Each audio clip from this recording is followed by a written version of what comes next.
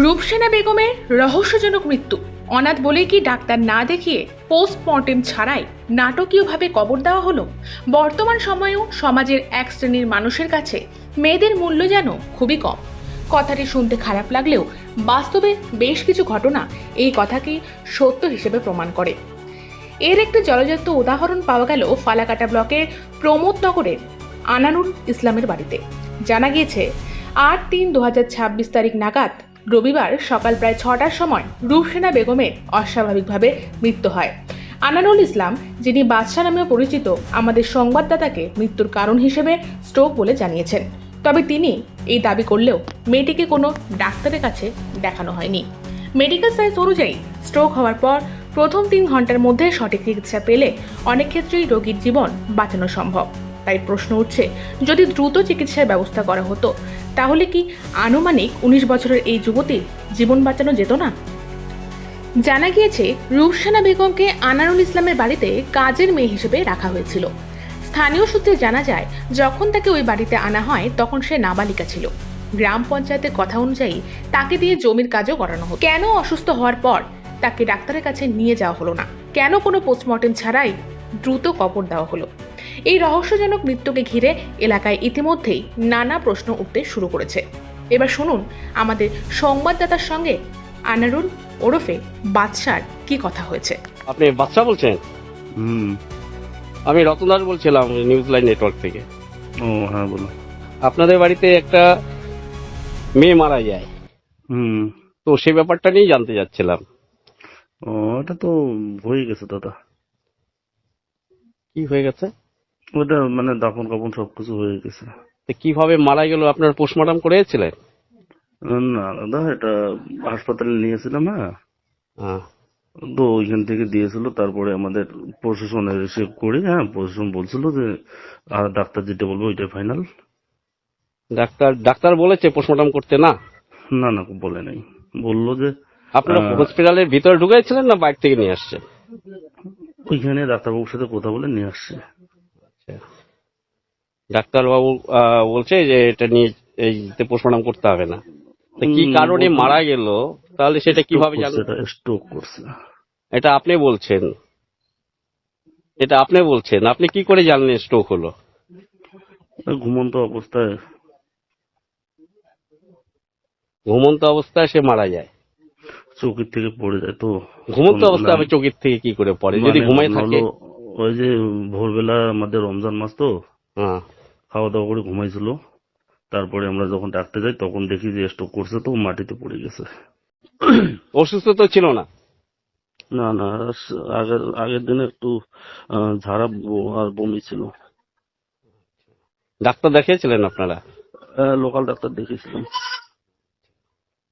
Local doctor দেখেছেন? সেটা কি মানে ওই হাতুড়ি ডাক্তার দেখাচ্ছেন নাকি এমনি কোনো? না না, এমনিতেই একদিনে তো পাতলা পায়খানার বমি, তো হাতুড়ি ডাক্তারের ওষুধ খাওয়াইছিলাম। তো এটাও তো হতে পারে যে ওষুধের কারণে তার কোনো রকম এফেক্ট হতে পারে। কেননা ডাক্তারও তো ভালো ডাক্তার। কি ডাক্তারের নাম কি? ডাক্তারের নাম হচ্ছে গোবিন্দ। গোবিন্দ। ওনার ফোন নাম্বারটা পাওয়া যাবে? নাম্বার তো আমার কাছে নেই। ওনার কোথায় বসেন উনি, গোবিন্দ ডাক্তার? ওই আমাদের হচ্ছে তোমার ওই হরিমন্দির স্কুলটা আছে না, হ্যাঁ, স্কুলটার পাশেই আর কি। আপনাদের এরিয়ার পঞ্চায়েত প্রধান তারা জানেন যে আপনারা এটাকে দাহন করে দিয়েছেন, তা স্ট্রোক করে মারা গেছে? পঞ্চায়েতের সার্টিফিকেট আছে আমাদের কাছে। আচ্ছা, পঞ্চায়েতের সার্টিফিকেট আছে? পঞ্চায়েত সহ সব মিলে এটা বসে দাহন করা হয়েছে। দেখুন, অ্যাকচুয়ালি উনি তো আপনার কেউ হয় না। আপনার তো কেউ হয় না। ওনার এমনিতে কেউ নেই তো, আমার বাড়িতে 10 বছর থেকে আছে। আমি লালন পালন সবকিছু। আপনারা রাত 9টা কি 10টার দিকে আপনারা বাড়ি থেকে নিয়েছেন, 2টোর সময় আবার বাড়িতে নিয়ে আসছেন। তো ডাক্তার দেখে নিয়ে আসলাম। ডাক্তার দেখেছে? কোন ডাক্তার? হসপিটালে ডাক্তার? হাসপাতালে ফালাকাটা সুপার ফেসিলিটি। ঠিক আছে। কোন ডাক্তার ছিলেন তখন? ডাক্তারের নাম জানি না দাদা। আমরা প্রেসক্রিপশন করেছে? না না, প্রেসক্রিপশন করেনি। উনি বললো যে এটা যদি এখানে মারা যাইতো, হ্যাঁ আমি লিখিত দিতাম, বা কিছু করতাম বা যেহেতু বাড়িতে মারা গেছে আপনারা লোকাল পঞ্চায়েত নিয়ে এটা বসে মিটমাট করেন।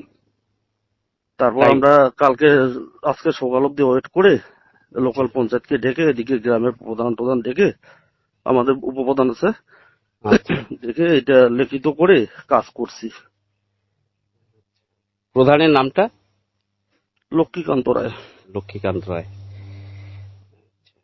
তো আপনারা, আমাদের কাছে অভিযোগ যেটা আসছে, আপনারা যেটা করেছেন, হুম। মানে যেটা করেছেন, পোস্টমর্টম করেননি, কি কারণে মারা গেল সে কারণটাকে ধামাচাপা দেওয়ার জন্যই আপনারা এটা খুব তাড়াতাড়ি ব্যবস্থাটা করেছেন। এ ব্যাপারে কি বলবেন? এটা কেন না দাদা, কালকে সকালে মারা যায়, হ্যাঁ, আজকে আমরা 11টার দিকে দাহন কাহন করি, তাহলে আমরা কতটুকু সময় ছিলাম? কেন ছিলাম? ওটার জন্যই তো ছিলাম।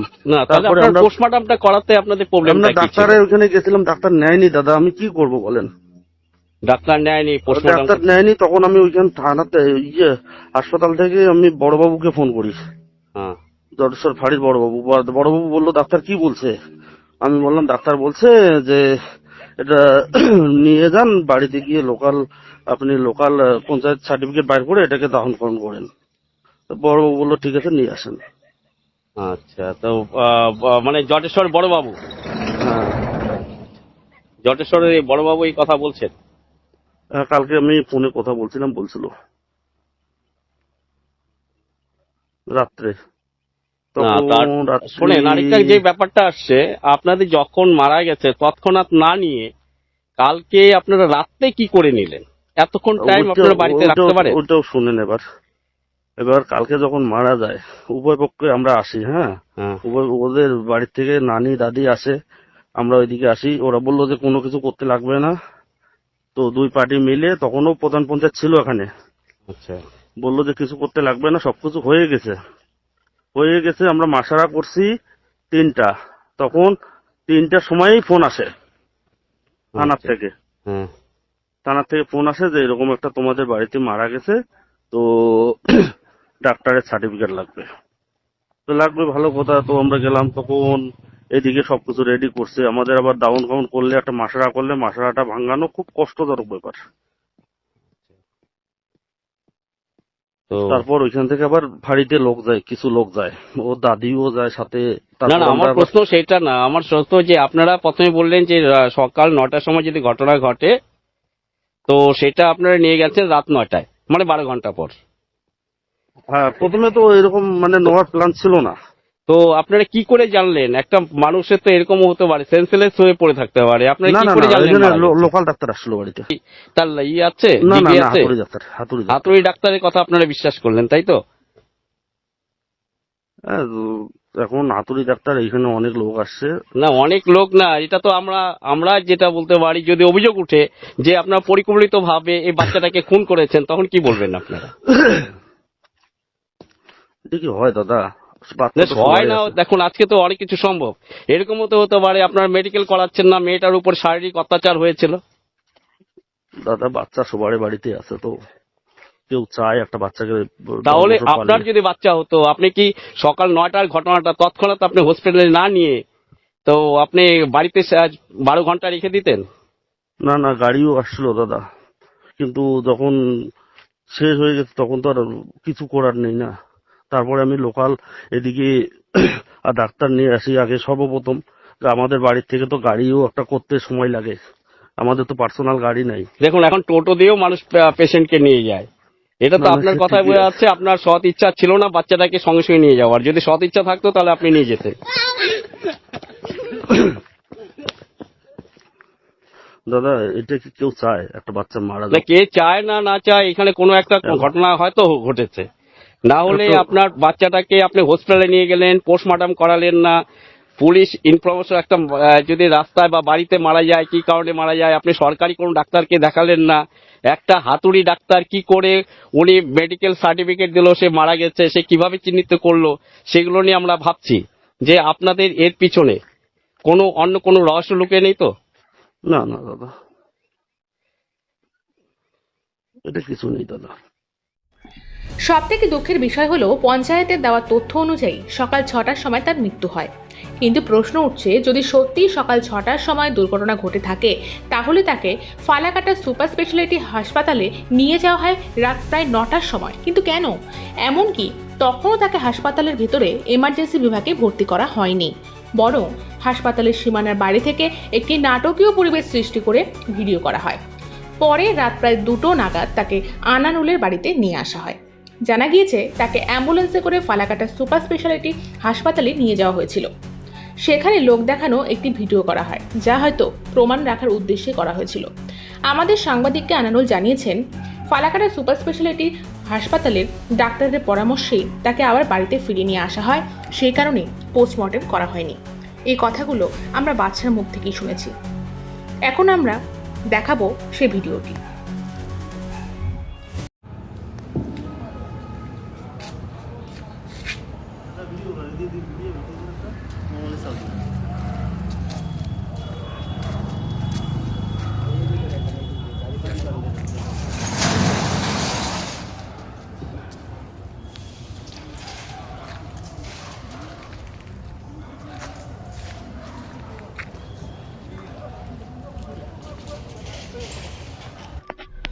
পরদিন অর্থাৎ সোমবার পঞ্চায়েতে একটি লিখিত নথির ভিত্তিতে রূপসেনাকে কবর দেওয়া হয়, কিন্তু পঞ্চায়েতে সেই লিখিত পত্রে যে তথ্য উল্লেখ করা হয়েছে তা সম্পূর্ণ ভুল বলে অভিযোগ উঠেছে।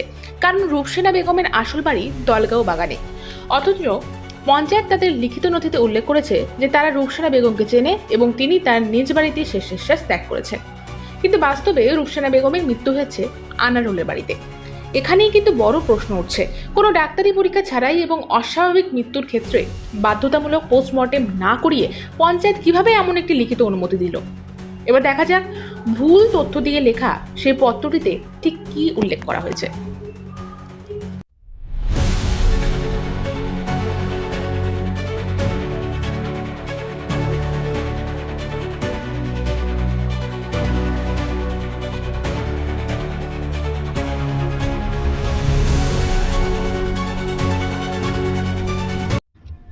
এবার শুনবো আমাদের সাংবাদিকের সাথে পঞ্চায়েতের ফোনের মাধ্যমে কি কথা হয়েছে। বলেন বলেন।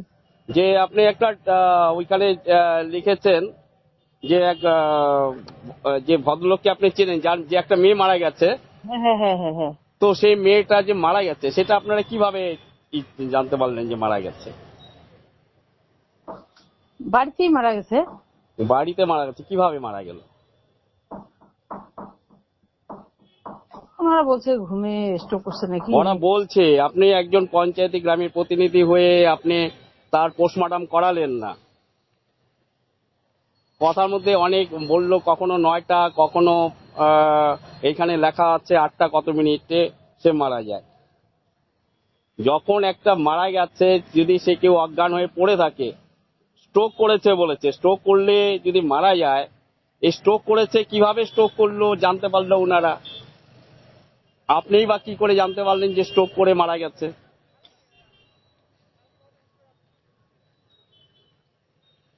তারপরে আপনি ওইখানে লিখেছেন ওর বাবাকে আপনি চিনেন, জানেন। ওর বাবার বাড়ি তো হচ্ছে আপনার প্রমোদনগর নয়।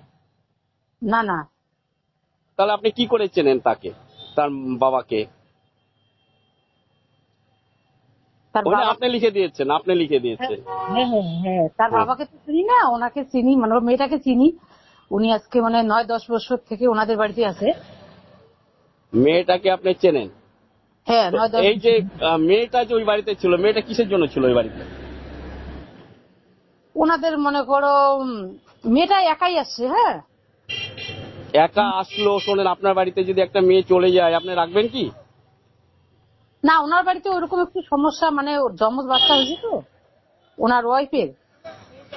উনি ওইরকম লোক খুঁজতেছে কিন্তু পায় নাই। তখন এই যে এই বাচ্চাটা একা এসে আমাদের যে এই সিজনে আলু তুলে তো আলু তুলতে আসছে, আইসিয়া মনে করো তখন এই যে ও মনে করো বাড়ি যাবে না, বলতেছে না আমি বাড়ি যাবো না, আমি যে কারো বাড়িতে থাকবো। তখন এই উনি খবর পেয়ে উনি এসে।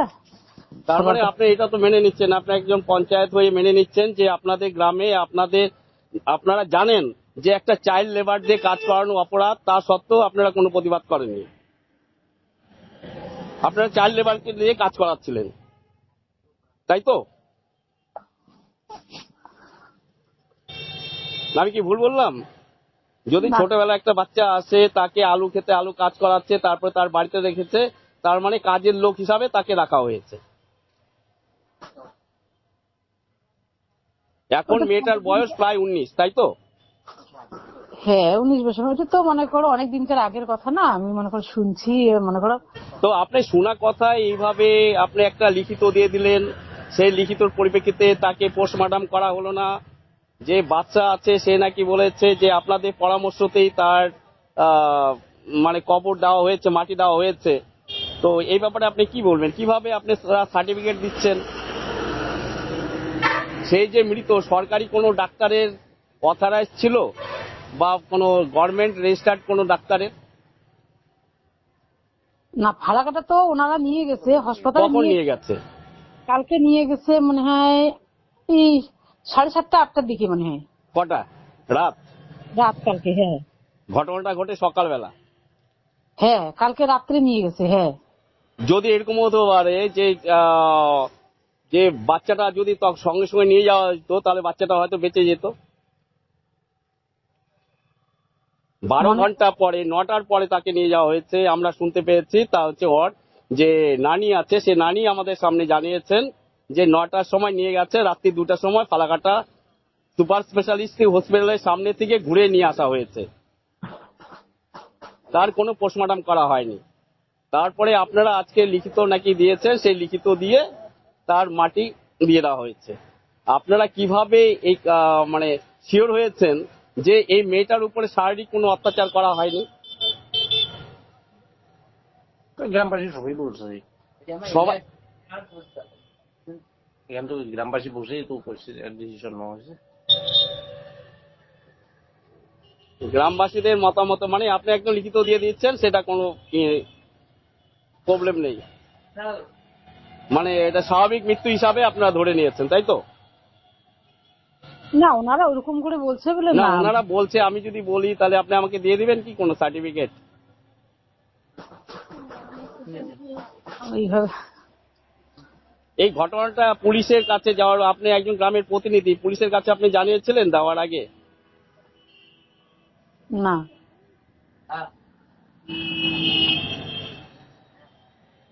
তো এরকম যদি ঘটনা ঘটে থাকে যে এটা একটা স্বাভাবিক মৃত্যু ছিল না, এই মেয়েটার উপরে আগের দিন যদি কোনো রকম শারীরিক নির্যাতন হয়ে থাকে, তার সমদোষী আপনিও হবেন। যেহেতু আপনাদের লিখিততে ব্যাপারটা ধামাচাপা দেওয়ার চেষ্টা করছেন আপনারা।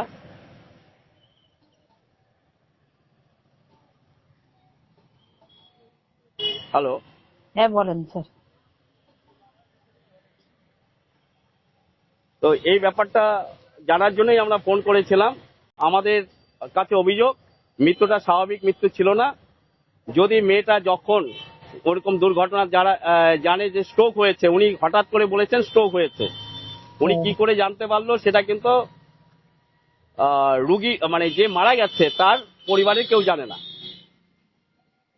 এবং ওর যে কাকা আছে সে কাকা কিন্তু স্টেটমেন্ট দিয়েছে, তারা জানেই না। তো আপনারা সবকিছু মানে করে নিয়ে তাকে এখানেই করছেন, তাকে তার এখানে যেহেতু বাড়ি আছে, শুনুন, তার এখানে বাড়ি আছে, সে বাড়িতে না পাঠিয়ে ওইখানেই কেন তার মাটি দেওয়া হলো? না স্যার, ওনাদের কাকা ওরা ওইখানে আসছে, তো ওনাদের অনুমতি নিয়ে মাসোরা টাইম ইয়ে করা হচ্ছে। সেটা তো দেখতে পাচ্ছি, যেটা আছে টোটাল গট আপ। আপনার সরকারি কোনো ডাক্তার দেখালেন না, আপনি নিজের সার্টিফিকেট দিয়ে দিচ্ছেন। হ্যাঁ, কোনো কিছু একটা রহস্যকে আপনারা ধামাচাপা দেওয়ার জন্য এই ঘটনা করছেন, এই অভিযোগ আছে আমাদের কাছে। না ওনাদের কাকা, ওনার ঠাকুমা আর ওনার ঠাকুমাও তো বললো উনি তো এত কিছু বোঝেন না। উনি বলেছেন যে রাত্রি 9টার সময় নিয়ে গেছে, 2টার সময় ডেড বডি নিয়ে আসছে, আজকে মাটি দেওয়া হয়েছে। হ্যাঁ ওনারা ছিল ওইখানে, কিন্তু ওনাদের সামনে না ছিল বলতে এটাই হয় না, আপনি একজন গ্রামের প্রতিনিধি হয়ে আপনার এটা ডিউটির মধ্যে পড়তো প্রশাসনকে জানানো, পোস্টমর্টম করানো, সেগুলো না করে আজকে এই বাচ্চাটার মা বাবা নেই বলেই হয়তো আপনারা এই সুযোগ নিয়েছেন। না স্যার, ওইটা আমি করতাম না, কিন্তু ওনার বাড়ির লোক আসছে, কিন্তু ওনার বাড়ির লোকের সামনেই কিন্তু ওইটা করা হয়েছে, মাসোয়ারা করা। এরকম তো হতে পারে আপনারা কোনো পয়সার ওই বাড়ির লোককে কোনো পয়সার দিয়ে দিয়েছেন, যেহেতু তার নিজের কেউ নেই। এটা হতে পারে তো, যে পয়সা দিয়ে সবার মুখ বন্ধ করে দেওয়ার চেষ্টা হচ্ছে, না হলে ধমকি দিয়ে, না হলে বাচ্চাটার কেন পোস্টমর্টম করা হলো না, মানে ডাক্তার দেখাতে নিয়ে যাওয়া হলো না? যখন একটা আপনার বাড়িতে যদি কোনো দুর্ঘটনা ঘটে, আপনি সেখানে ডাক্তার নেবেন কি নেবেন না ডাক্তারের কাছে? নিবো, গ্রামের ডাক্তার ছিল তো, ওনাকে নিয়ে গেছে। গ্রামের ডাক্তার, একটা কক ডাক্তার শিখে কি ডাক্তার আপনি? না এটা না, কিন্তু উনি বলছে ডেড হয়ে গেছে। উনি বলেছে, আপনারা মেনে নিয়েছেন। এবার শুনবো আমাদের সাংবাদিকের সাথে পঞ্চায়েতের ফোনের মাধ্যমে কি কথা হয়েছে। আমার নাম নুরুল খান। আচ্ছা, ওখানে কি ঘটছে না ঘটছে ওটা তো আমরা বলতেই পারবো না। রূপসোনা আপনার কে হয়? আমাদের বিটি হবে মনে করো। আপনার বেটি? হ্যাঁ, আমার দাদার মেয়ে, তো আমার কি হবে? রূপসোনার বাবার নাম? রূপসানের বাবার নাম লাল খাতুন। লাল খাতুন। হ্যাঁ। মা? ওর মা তো অনেকদিন আগেই মারা গেছে। মারা গেছে। হ্যাঁ। ও অনাথ ছিল? না, অনাথ মানে কি, মানে ওরা তো নিয়ে রাখছিল ওখানে। ওরা না, এখন ওরা নিয়ে রাখছে, ওরা কি কোনো আত্মীয় হয়? এখন বাসা তো আমাদের কোনো আত্মীয় স্বজন না। তারপরে ওর সঙ্গে আপনারা কখন জানতে পারলেন বাচ্চাটা মারা গেছে? আমরা তো 10টা-11টার সময়। আচ্ছা, মারা গেছিল কয়টায়? মারা গেছে কটা সেটা তো বলতে পারবো না স্যার। সেটাও জানেন না? না। আপনাদেরকে সঠিকভাবে জানানো হয় না, তা আমাদেরকে তো ফোনও আপনাদের করেনি। যে মেয়ে ছিল, সেই মেয়ে সুস্থ ছিল, অসুস্থ ছিল না? এখন সুস্থ কি অসুস্থ আমরা তো, আপনারা যদি অসুস্থ হতো তাহলে আপনারা জানতেন, হ্যাঁ, কিন্তু আপনাদেরকে কেউ জানায়নি? কেউ জানায়নি। মানে সুস্থ অবস্থায় ছিল, হ্যাঁ, তাই তো? আমাদেরকে কেউ জানায়নি। কেউ জানায়নি? না।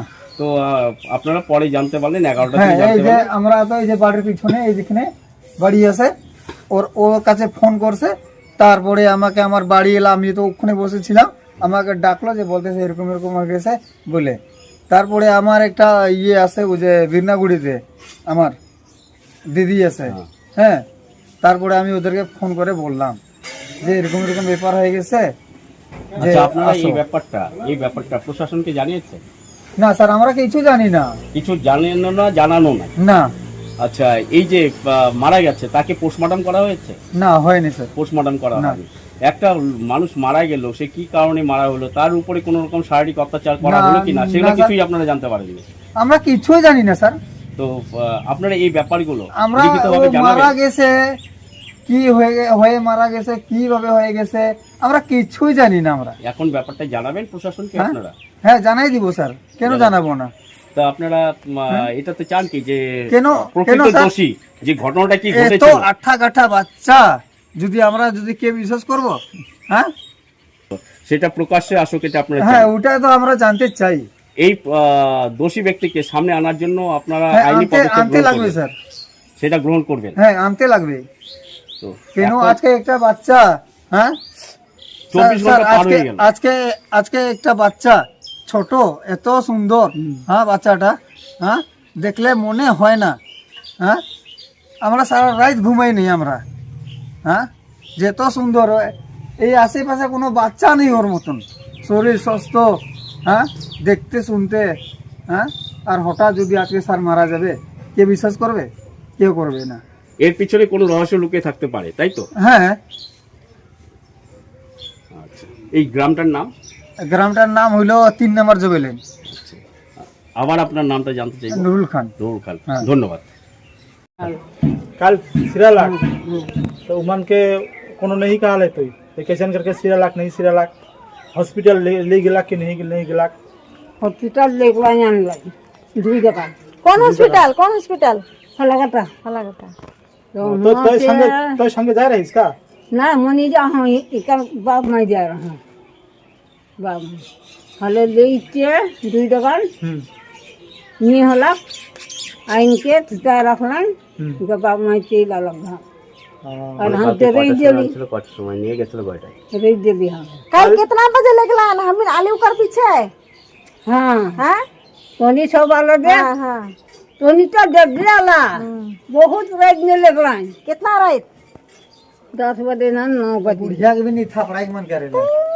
नहीं अरे सुन, हाजिर घरी जब उठो सीरियल से अगर खबर मिल लग तो रही घर कर बात कर नहीं राजघरी ओके तुमिन चले रात में लगला मन चले लाख ऊपर पीछे ओके हॉस्पिटल ले गेला राजघरी हां ये कहा ठीक है बतावा। गाड़ी बहुत देरी ना है हाँ।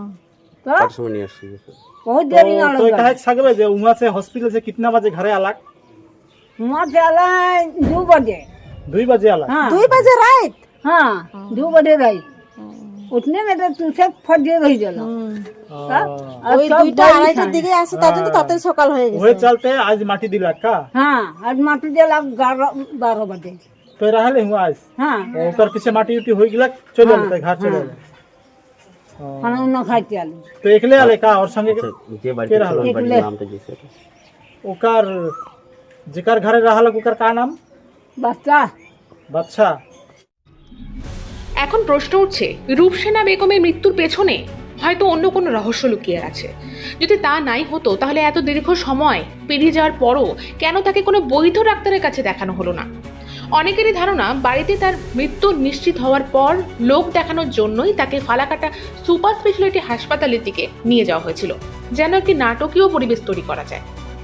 এছাড়া প্রশ্ন উঠছে একজন সুন্দর যুবতী মেয়ের ক্ষেত্রে কোনো অপরাধ এমনকি ধর্ষণে কোনো গুরুতর ঘটনা ঘটেছিল কিনা।